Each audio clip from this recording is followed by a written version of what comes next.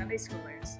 So in today's Bible story, we find Jesus in the middle of an argument or a little conflict with some religious leaders of his time.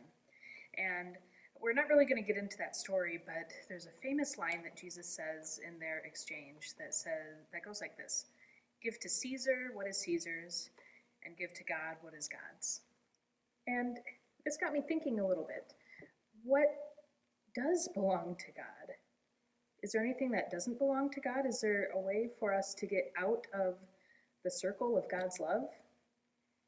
The Bible teaches us from the very beginning that God created the world and everything in it, and that humans, that we are sent here to have dominion over, to take care of the earth.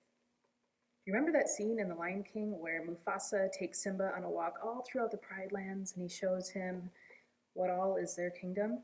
Let's take a look. Look, Simba, everything the light touches is our kingdom. Wow.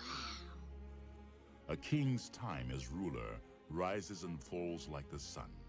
One day, Simba, the sun will set on my time here and will rise with you as the new king. And this'll all be mine? Everything. Everything the light touches. What about that shadowy place? That's beyond our borders. You must never go there, Simba. But I thought a king can do whatever he wants. Oh, there's more to being king than getting your way all the time. There's more? Simba. Everything you see exists together in a delicate balance. As king, you need to understand that balance and respect all the creatures, from the crawling ant to the leaping antelope. But Dad, don't we eat the antelope? Yes, Simba, but let me explain. When we die, our bodies become the grass, and the antelope eat the grass. And so, we are all connected in the great circle of life. We all belong to one another, and we are all connected, like as Mufasa puts it, in the circle of life. The difference, of course, between this Disney movie and what the Bible teaches us is that God is also in the shadows. God doesn't abandon us when we're having a hard time, or if we've sinned against our neighbor or God, or if we're having a conflict with somebody, or we made a poor decision. God walks with us at all times. God loves us and gives us grace, the undeserved gift of love. Nothing, absolutely nothing, can separate us from that love of God's.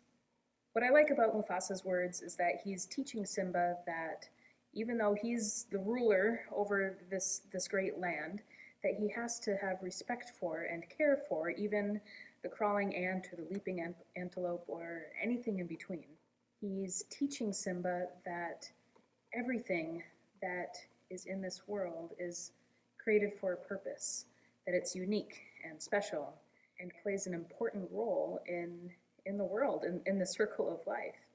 And he's not lying about that. God has dominion in our lives.